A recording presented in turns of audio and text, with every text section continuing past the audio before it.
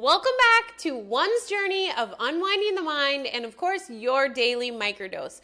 Now, tune in to the latest episode of One's Journey. Today, I really want to focus on a disciplined mind, what that looks like to discipline the mind, what in reality, a lot of times we feel like we are doing external things and that's disciplining the mind when really there was a shift in the mind prior. Disciplining the mind is so important to getting out of this illusion, because without a disciplined mind, we cannot in the moment choose love over fear, forgiveness over resentment. It is vital for us to take back control, to come from a place of the Holy Spirit or come from a place of our highest self, because we've been so programmed to live from a state of the ego.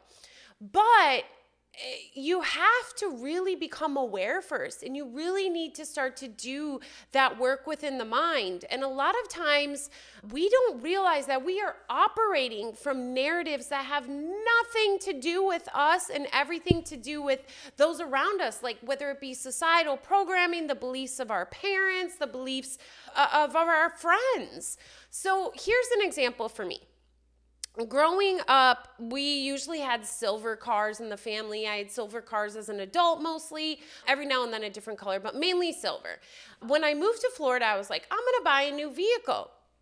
And at this moment in my life, I had already really started to bring intentional awareness to even the smallest things I was doing. To me, awareness isn't, I have a little awareness in this area, but not this area. Awareness is universal. If you have awareness, you need to universally apply that awareness and really get intentional about bringing awareness to all areas. Anyway, I'm going to buy this brand new car, and I look at a white one and I'm like, nah, but I didn't really know why. I get on the phone with my mother and I tell her, hey mom, I'm going to get a new car. And she's like, oh, you better not be getting a white one.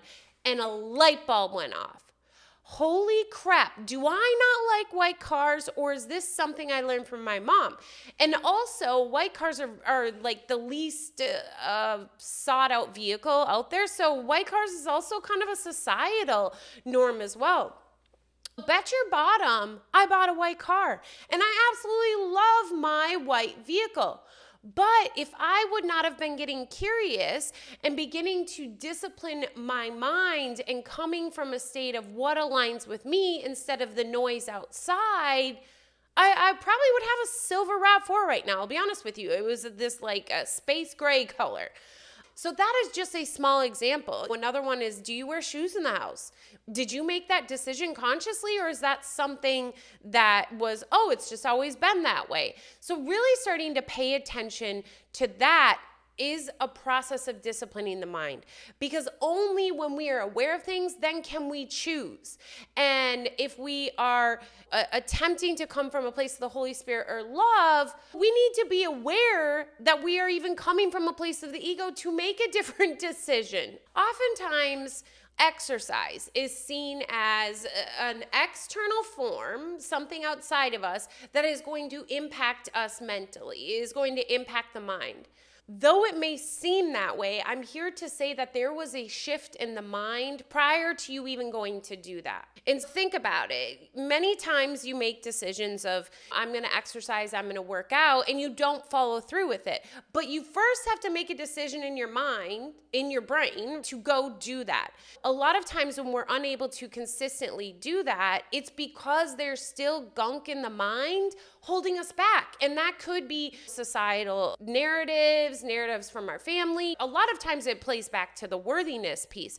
But as you continue to bring more awareness and heal those pieces of the mind and get you back to a state of coming from the Holy Spirit or your highest self, a place of love, your external starts to represent that. So you start working out consistently, you start eating healthy, and it's not because you did those things, you impacted the mind. It happened at the level of the mind first, so that it could be projected outwards. So if you are struggling to do those things and you really want to, the opportunity is to bring awareness into the mind where still is needing healing so that you can come from that state of your highest self or Holy Spirit, from the place of love instead of the ego, which it contains all of these narratives that hold us back from our truest potential. But in that process as well, a big piece is that unpacking and understanding what we already are, but then it's what are we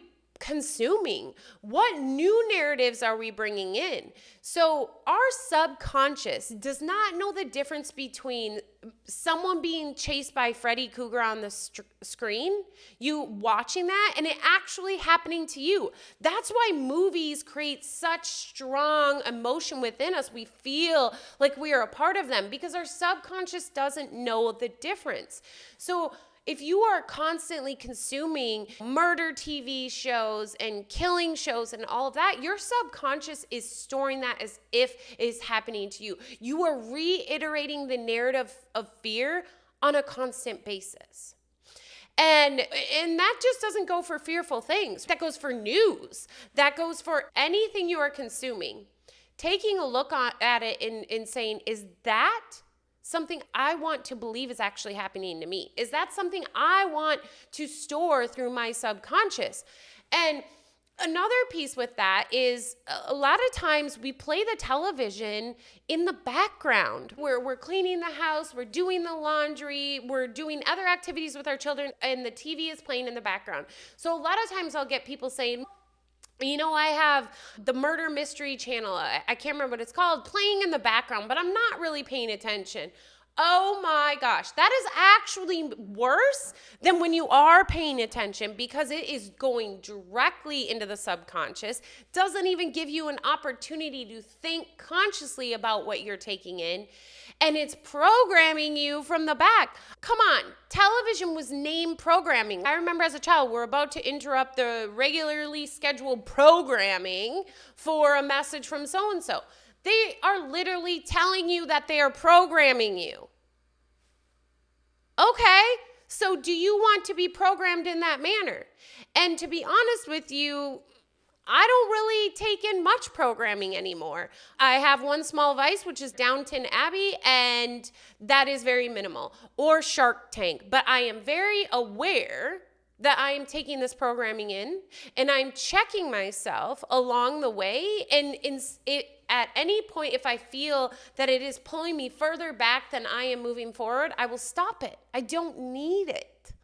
A disciplined mind starts at the mind. So even a cold plunge, we often think that we are impacting our mind by getting into the water. It's your mind that decides. It is you coming from a place within the mind that's even allowing you to get in. It's filtered through the brain, but it's a thought system.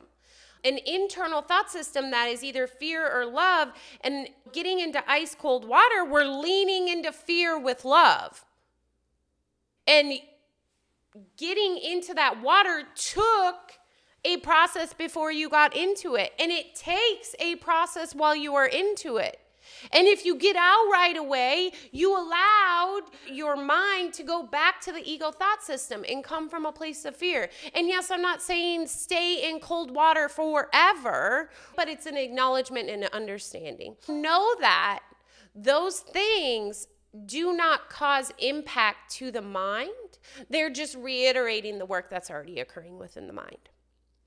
The more you discipline your mind, the easier your external life will appear. Because the more you are disciplining the mind and clearing it out and paying attention to what you are allowing into it, the more you can come from a place of love. And when you are coming from a place of love and Holy Spirit, you are able to see truth. And when you can see truth, shit doesn't impact you the way it does when you can't see truth.